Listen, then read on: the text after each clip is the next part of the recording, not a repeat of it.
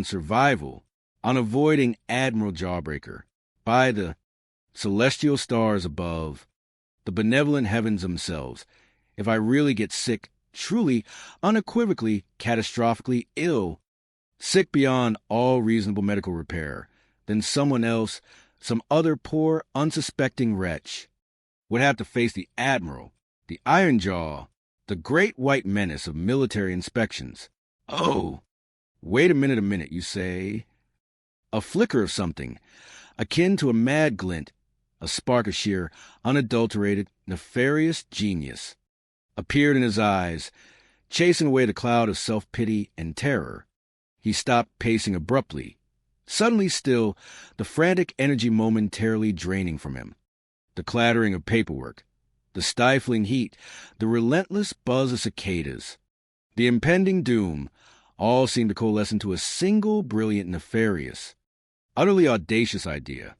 His face transformed, a malevolent grin slowly spreading across his features, transforming him into a malevolent caricature, a tropical Mephistopheles. If I was sick, he mused, tapping his cigar stub, which he had somehow retrieved from the floor, with a newly invigorated intensity, the sound of sharp, percussive crack in the stifling silence. Genuinely, catastrophically, undeniably sick, then I could appoint an acting base commander. Couldn't I? A temporary replacement, a suitable scapegoat, a sacrificial lamb to absorb the full brunt of the Iron Jaw's fury. Right? Lieutenant Quickstep? That's perfectly within regulations, isn't it? A temporary incapacitation. Say an unexpected, highly contagious, extremely debilitating, but ultimately non-fatal tropical fever. The kind that renders one completely helpless, but ultimately capable of a full recovery, just after the Admiral has departed. A fever that peaks at the precise moment of maximum strategic advantage. He punctuated his words with a dramatic, hacking cough that sounded suspiciously like a dying walrus attempting to clear its throat. A truly Oscar-worthy performance, complete with rattling breaths and strained groans. Quickstep, ever the regulations man, ever the obedient automaton of naval procedure, nodded hesitantly, tried to access his mental database of emergency provisions, searching for the exact subparagraph that dealt with strategic incapacitation. Oh, yes, sir. Within emergency provisions, such a course of action is, indeed, entirely within parameters. Yes, a temporary transfer of command for medical reasons. Most certainly, the regulations allow for such flexibility in times of extreme exigency. His mind immediately went to the chain of command, sorting through who the logical, most competent, and therefore least likely to enrage Jawbreaker choice might be, perhaps himself, or Lieutenant Commander Higgins from Supply, a notoriously timid but efficient man, known for his ability to accurately count every grain of rice on the island. He certainly would not have picked the man Bumble was thinking of, not in a million years. But Bumble wasn't listening. He was already spinning the intricate web of his genius, a masterpiece of self-preservation and malicious delegation. His mind, often likened to a sluggish bilge pump, a repository of bureaucratic detritus, had, on this rare occasion, decided to function like a supercharged centrifuge, spinning off plans with terrifying speed and precision.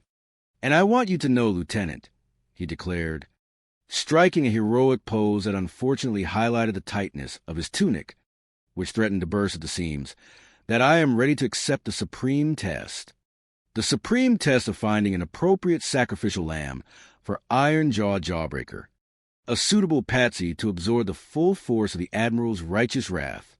And I know just a man, Quickstep, just a man, who will undoubtedly cause an unparalleled display of administrative ineptitude, a man whose mere presence can cause regulations to spontaneously combust, a man who is the antithesis of everything Jawbreaker holds dear."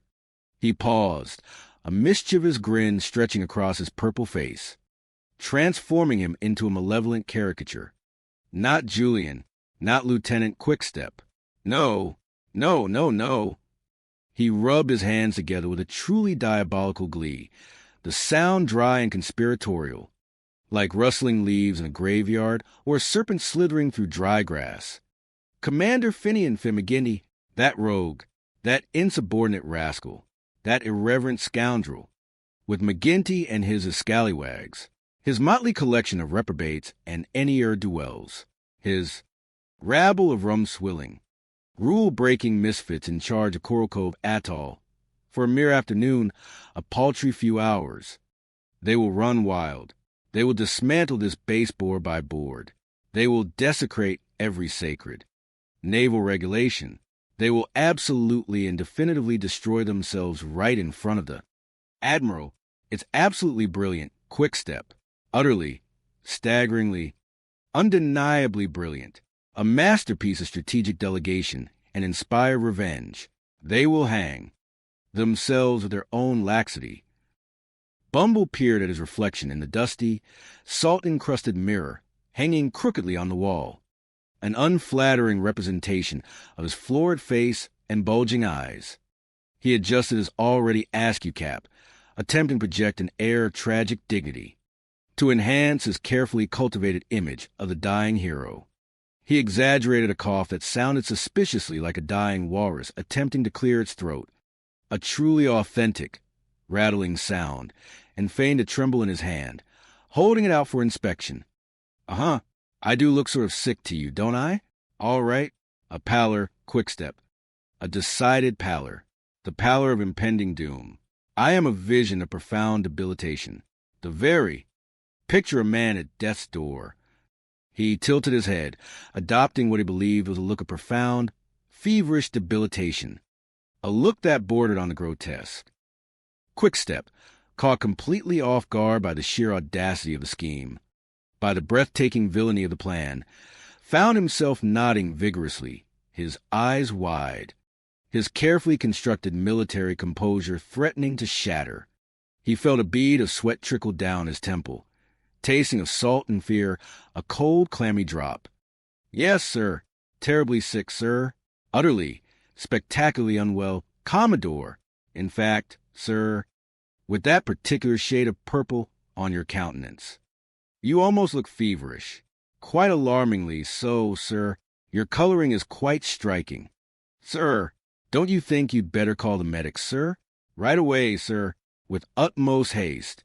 Sir, before your constitution completely gives way, before your very being dissolves into a puddle of sickness on your office floor." He even added an extra earnest emphasis to the terribly sick part, trying desperately to match the Commodore's dramatic flair, to become an accomplice in this grand charade of illness. "Excellent. Quick step. My boy, on the double. Don't stand there gawking at my imminent demise. Man, time is of the essence." Bumble's voice cracked theatrically, dissolving into another paroxysm of feigned coughs, each one a masterclass in pulmonary distress. "Chippy, Chippy," he yelled, attempting to appear faint, his voice now a mere whisper, weak and gasping. "It's Commodore Bumble. Hurry. He's not well. He's succumbing to the tropical scourge. Quick, on the double. Chuckles. I think I'm going to pay a terrible price for my dedication to duty. A heavy, tragic toll." His voice trailed off dramatically, his eyes rolling back in his head with an entirely unconvincing, theatrical lurch as he aimed for a graceful collapse onto his desk, hoping to fall with the dignity of a dying swan. Chippy, always eager to please, always a step behind in grasping the Commodore's convoluted intentions, misheard the final, dramatic word. "Oh, sir, you're going to pay," he echoed, a confused frown creasing his young brow, his glasses slipping further down his nose. He fumbled frantically through his pockets, his uniform rustling, as if the Commodore was asking for a personal loan or some kind of last-minute bribe from his meager earnings. "My meager earnings, sir? Are they required for your recovery? I only have a few pesos, sir, mostly in small change." He was too busy searching for coins to notice the trajectory of the collapsing Commodore. "Oh, sir, You didn't say to catch you.